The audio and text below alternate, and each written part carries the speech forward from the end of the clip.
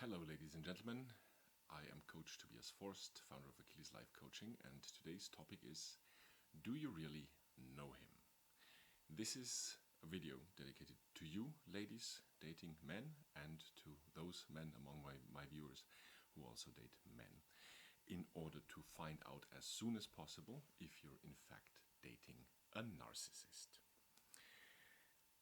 From my background, I've experienced narcissistic abuse for almost the entirety of my life, also in dating for close to a decade. And it's important to know what you're up to, what the consequences are, and how to avoid it as soon as possible in order to save you time and come into your own and be productive, be a fulfilled being, which is by extension not possible when you're in the presence and under the influence of a narcissist who constantly devalues you and other aspects. There will be a lot to talk about. This is why I have to strictly limit this video to avoid dating a narcissist and for you to help you find out as soon as possible if you're dating a narcissist and to avoid it. If you're hearing this little chitter-chatter, my cat Leia is a bit upset about some birds outside. So, probably narcissistic crows.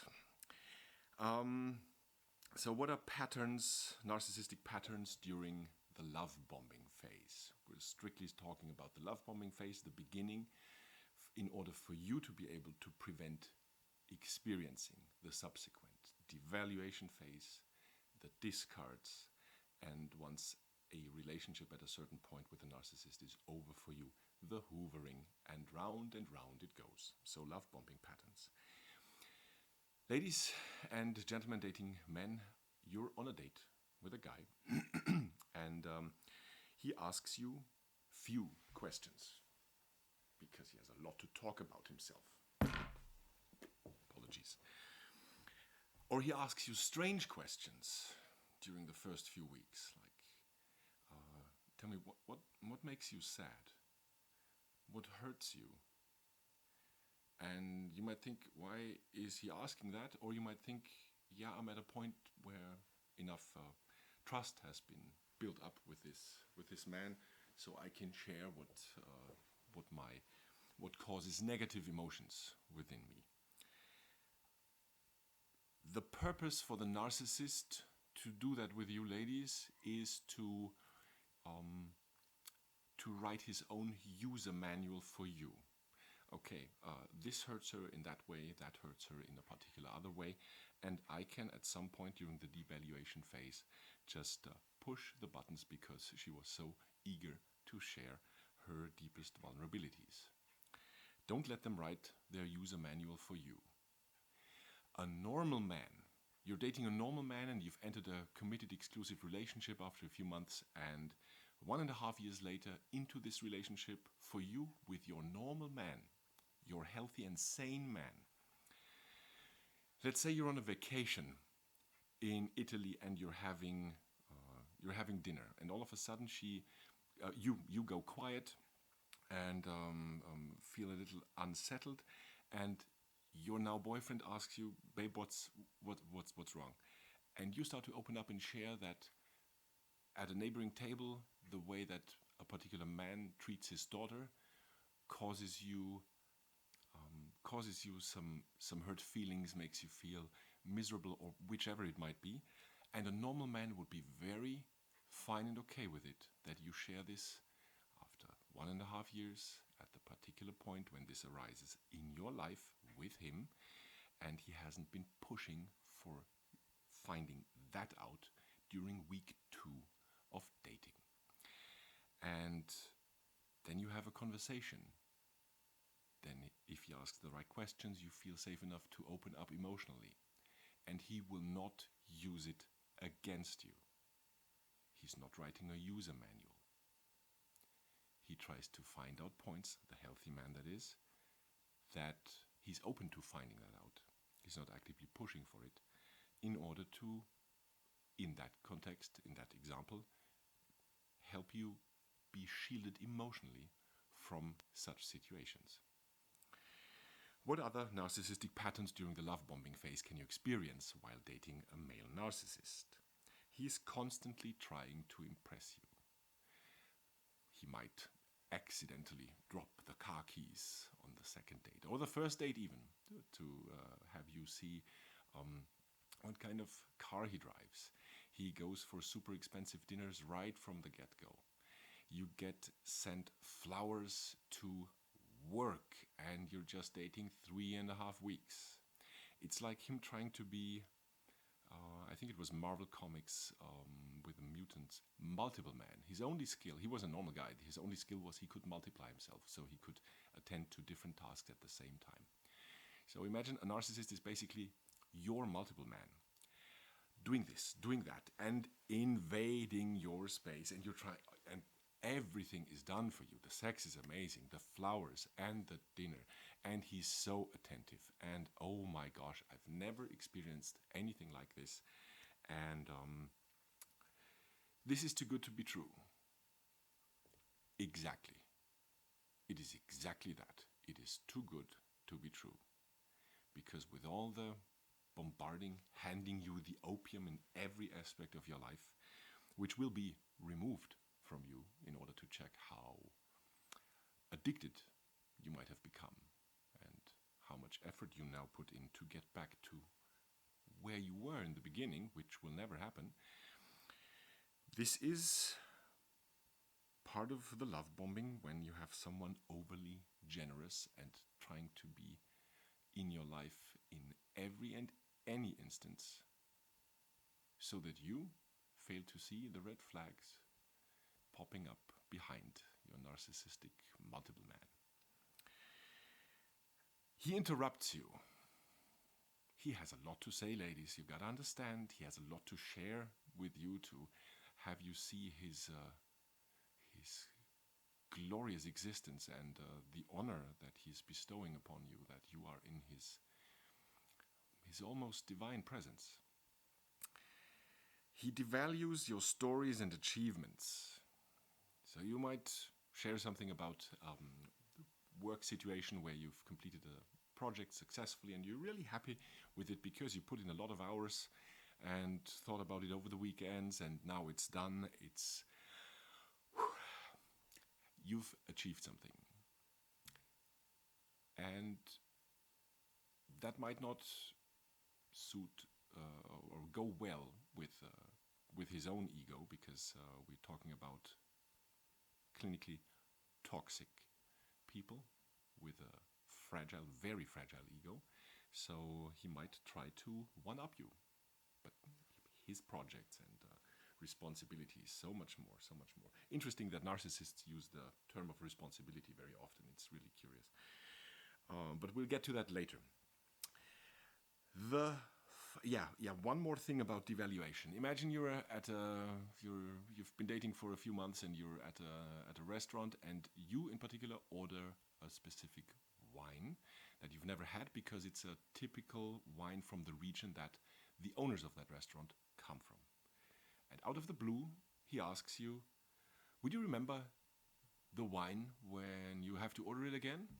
And you're like, yeah, maybe. It was a strange name. It's not it's not on the shelves anywhere. It's just particular to that venue that you're in. And then he keeps pushing. I'm sure you won't remember it. What's the name? And then you go, well, they only have it here, so I'm going to ask for their particular wine, and then I'll get it next time. I wish to get it here. And I remember the name of the wine. And at that point you might think, rightfully so, who gives a shit? I like the wine now, I don't remember the name, I know how to get it again without having the name, period. Next to last but not least, the phone. The phone. He texts you, good morning, my love. How's your day going a few hours later? At night, how was work? Sleep well, good night, my baby. I miss you, yada, yada, yada. All the time, every time, and at a certain point when you've if he managed to have you trust him enough, you might actually feel very intrigued about it because no one's ever treated you like that. So with such an intense and open confession of love and affection. The phone is for setting dates. Getting to know one another happens in person. The intense and constant phone contact via texting and having calls is part of that multiple man strategy. Just be present everywhere and all the time so that you can't really spot the red flags and think about things. What actually happened last time, last week, yesterday, whichever. Now, last but not least, the eyes.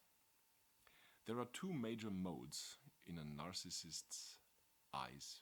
One is a hollow stare, especially when you're talking and not him. He might be very glinting when he's talking about himself. But if you're talking, at some point it might just be like something akin to this, like staring behind you. The wall seems so much more interesting than what you have to say. Or it is a very intense stare. Everything will be taken in, every micro expression. That's the scan mode. To, over time, establish your user manual. How do you react to certain things? What do you talk about? How do you talk about it? It's a learning process, and that's basically what you could call a scanning mode. So watch for the eyes.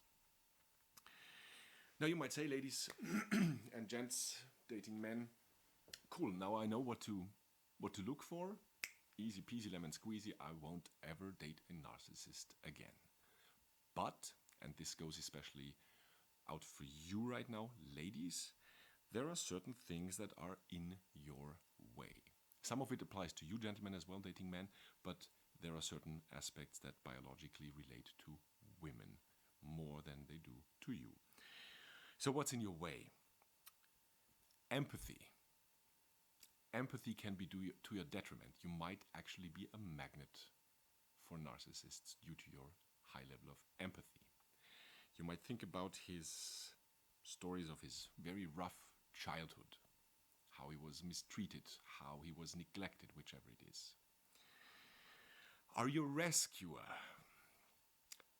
You know it, ladies, you know it. Oh, I can save him. I must save him.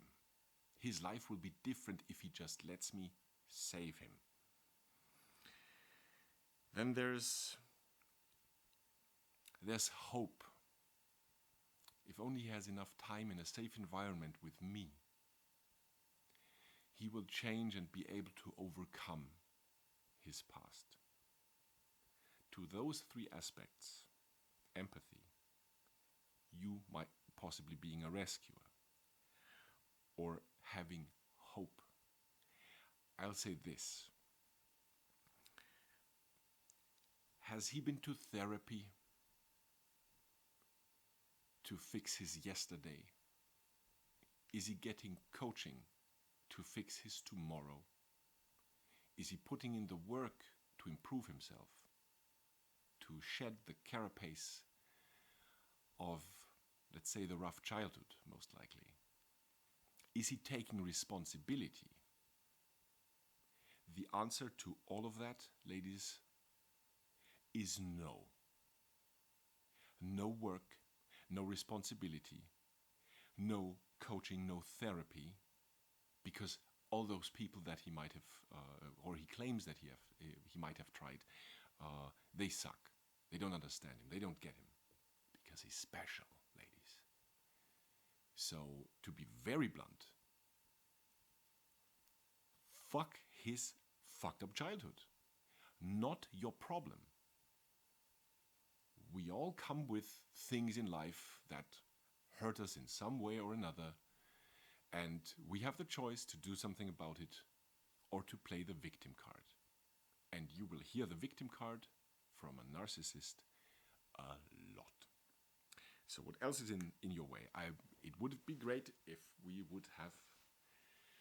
would be finished with the things in your way, with those 3 aspects, but sadly no. Another aspect is female hypergamy. In case you haven't heard about this yet, this is a biological feature in women. It's not a bug, gentlemen, it's a feature. And it is basically about for you ladies to get the best genes and the best long-term provisioning, protection, and parental investment. It's a 2-sided coin. We'll go into detail about female hypergamy sometime later in a different video. But let's just say you get the illusion of emotional safety, because it's about safety.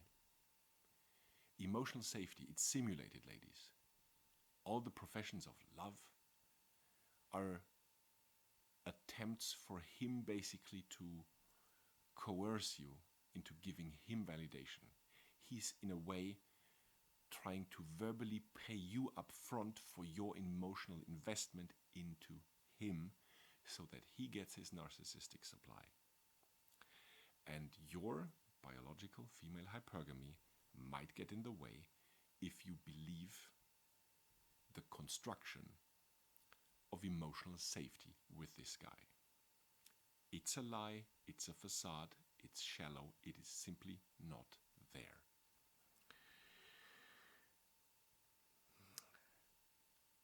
Last but not least here, about what's in your way, is feminism, ladies. Because that man will treat you like the queen that you're told that you are. He will elevate you, he will sit you on the throne, and at some point, sooner or later, because they can't escape their own nature, they will pull that throne out from under you and you land flat on your butt. And you have no idea where all the arrows are coming from that fly your way during the devaluation and the discard phase. So I urge you to carefully consider and have a keen eye for being treated like a queen in the most exaggerated way. I know that was promised to you. Let me just share with you, this is a lie and you're being played. And narcissists, male narcissists, just love this because you get entangled into that perception very quickly, and this is one of their strong suits. So ask yourself now, are you a food source? Are you, if you were a celestial body, and that would be a sun, a narcissist, a male narcissist, is your black hole. And the black hole leaches you dry. There is no reciprocation. Never ever has a black hole offered the sun, here, have some radiance back. No, it all goes one way, forever, until your light is out. Do you value polarity in dating? Do you enjoy being in your feminine? There is no polarity in a long-term relationship with a male narcissist. You're in a relationship with an unman who cannot be in his masculine, and by extension not offer that polarity, and by extension not allow you to live in your femininity.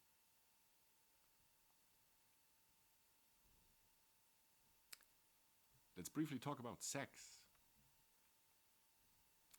You might be committed to him while he's committed to himself, even when he's engaging in assisted, glorified masturbation with other women. Is this what you want? This is why you need to be on the lookout. There is only hurt along this road. Think about a certain plant, mistletoes. Oh, they look nice, mistletoes in the trees, and you hang them there, and when you let them dry, and when you dance under them, as the old custom goes, then you can kiss the girl. But mistletoes, where do they come from? They are parasites. Ask the tree who is infected by mistletoes 40 years in the future. Must have been the experience of a lifetime for the tree. There is really nothing left. So what do you do, ladies?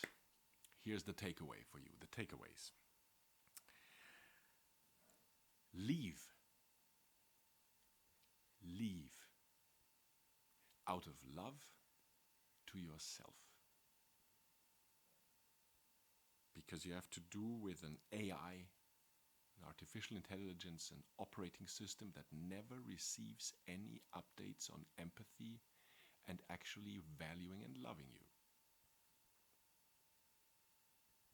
Do not hand out second chances. I know we're preaching a message of forgiveness.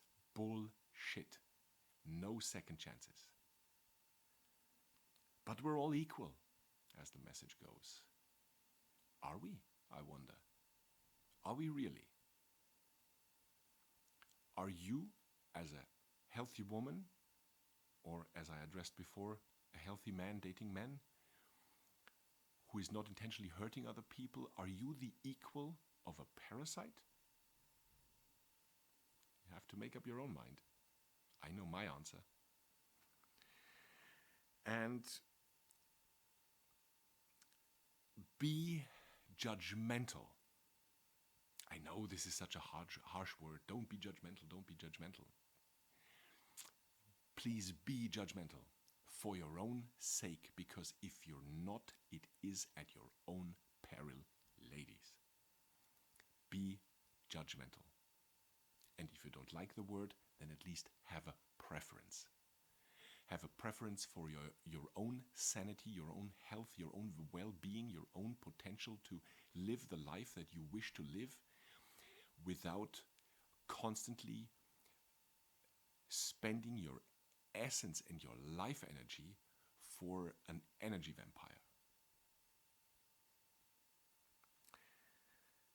I hope this helps you the next time you're in the presence, the glorious presence of a male narcissist, and that you see the very same thing that he sees when he looks into his mirror. Someone of very little value. Be your own heroine, ladies and gentlemen, be your own hero. Thanks for watching. Take care.